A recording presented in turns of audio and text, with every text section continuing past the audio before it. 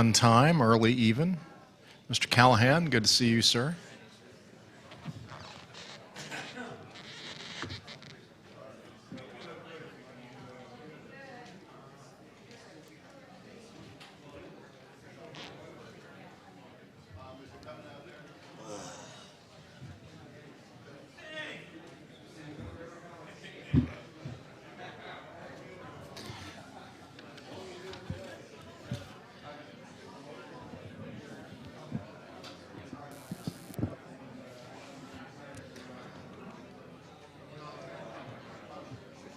Good morning.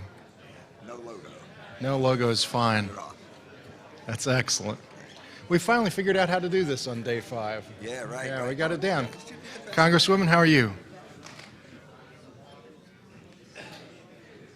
I don't know about the rest of you, but I feel like it's the last day of summer camp. I think I'll be going through withdrawal for this tomorrow. Are they actually translating what I'm saying into Espanol back there? This is not worth translating. You can skip translating this part. Yes, sir.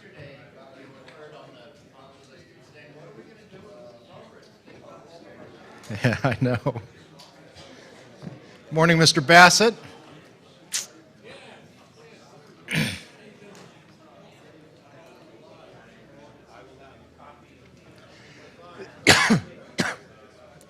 Well, it's 9 a.m. now.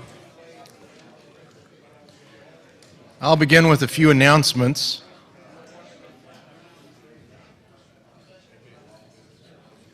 Stan Friedman has informed me that my masterful marketing skills with his announcements of the fire sale yesterday have resulted in him being completely sold out of books. So good job, folks. Mr. Friedman, however, is available to take orders if you'd like any of his materials mailed to you later. They're now back at full price, however, you missed the sale.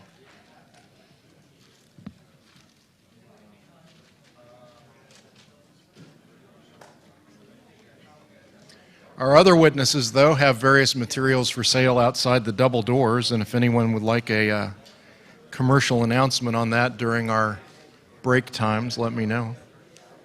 How much time are you allotted? 10 minutes for opening statements. Very good. And I'll share that with everybody here, too. Good morning. I don't know if you write weekly files. I don't think I do, but I would love to. Sending out 17,000 a week. Oh my gosh. So I'm happy to send it. Joe, I'll subscribe. doesn't matter where the chair sits. Right? You should sit in the middle, I think, unless you prefer to be over here.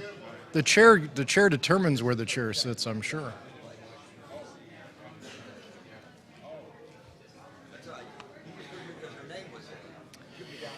If we could have everyone take their seats, we'll be starting within the next few minutes at most. Thank you.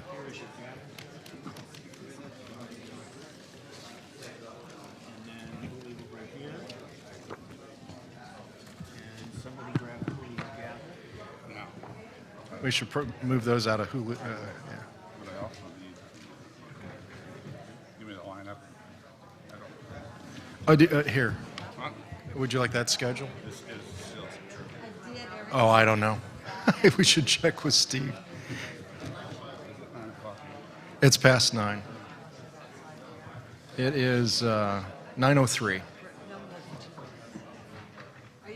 But we'll start with the oath and all that, and just go left to right. Will you get me there? You can take mine. I don't really need this. That's hard. Okay, that's great. Turn off the phone. Wait.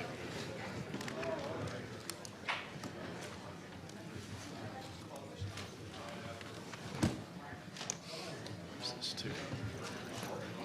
Morning, Roscoe.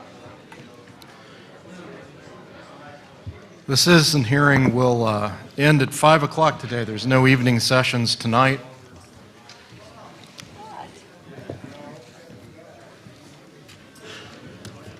Once again, the ballroom will be made available over the lunch break for media interviews with both members of the committee and any witnesses from the past 4 days as well as today.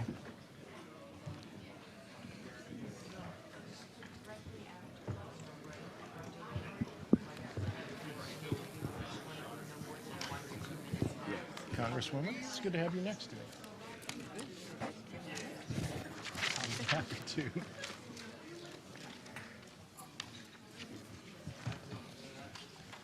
Okay, we're just waiting for the last of our witnesses to arrive, and we'll begin with opening statements. Actually, we'll begin with the oath and then opening statements after the chair calls the committee to order.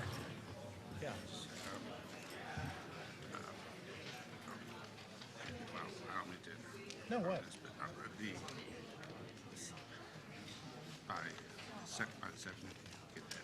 Yeah, I thought I'd announce it after the lunch break when there's more people present. That is, well, Rebecca did this. It should have a draft behind it. There's a draft. This hearing will come to order. I'd like to ask Mr. Bookman to swear in the witnesses. Very good. In just a moment, gentlemen, I'll invite you to stand and repeat after me, but before I do that, I'll go ahead and read our affirmation or oath to you so that you know what it is before you stand to repeat it. What we'll ask you to affirm is that I do hereby affirm I will tell the truth and nothing but the truth to this committee today. So, gentlemen, if you're willing to do that, if you could stand, or Mr. French, if you prefer to be seated, that's fine. Yeah. Thank you very much. I do hereby affirm that I will tell the truth and nothing but the truth to this committee today. Thank you very much. I'm delighted that this first panel includes people that have been in airplanes as pilots, flying those. They've also been involved as controllers, and I understand FAA administration is represented here as someone from that. I'd also like to just acknowledge the gentleman on this panel that's flown more combat missions for the United States Air Force than any other person in the history of the United States, and his record is double the man that's in second place, and that's Lieutenant Colonel Richard French. So you've been sworn in. We'll start with testimony of John Callahan. If I could just quickly ask Mr. Bookman, time limits that have been determined for this panel? 10 minutes for opening statements, and then we'll divide the remaining time among the... How much time for questioning? Depends on if they keep to their 10 minutes. Well, or not. hey, I've got the gavel. Yeah. I'll keep to it. And then it'll be roughly a 10-minute Q&A session for each member of then Congress. they're definitely going to keep to it. John Callahan, if you could begin. All right, I don't know what I can do in 10 minutes, but I'll do the best I can. Apparently, you guys already have a copy of what I'm going to say. I'll just hit the highlights. I was the division chief of the Accidents, Evaluations, and Investigation Division of the FAA in Washington, D.C. from 1981 to 1988. I was the first man selected for that position, and we created that position. It came about after the air traffic control strike.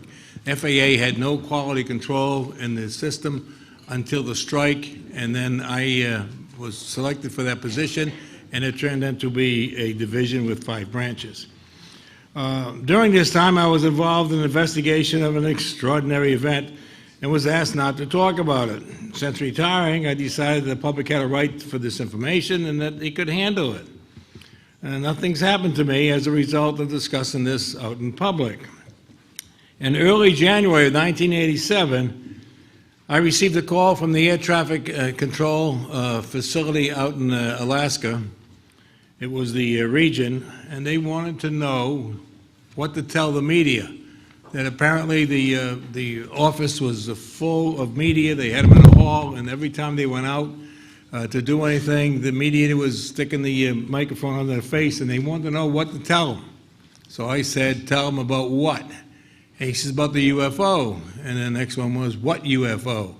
We had established a procedure that if anything newsworthy happened in the FAA, we in our division were to know right away so we could defend the United States government. Anyway, I said, what UFO? And he says, oh, so a couple of weeks ago is what he told me, and it was really a couple of months ago. They had a UFO chase a 747 across the Alaskan skies for some 31 minutes. But, like, who believes in UFOs? And somehow the media heard that this was going on, and now they're out there in the halls, and he didn't know what to do. They couldn't do their job, and he was kind of panicking. So I gave him our official answer.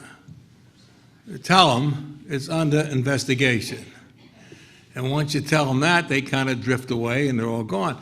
Then I said, I want you to pack up all that data we have, all the computer data. And in those days, when we talk about computer data and disk, we're talking about those disks that were like a 78 record player.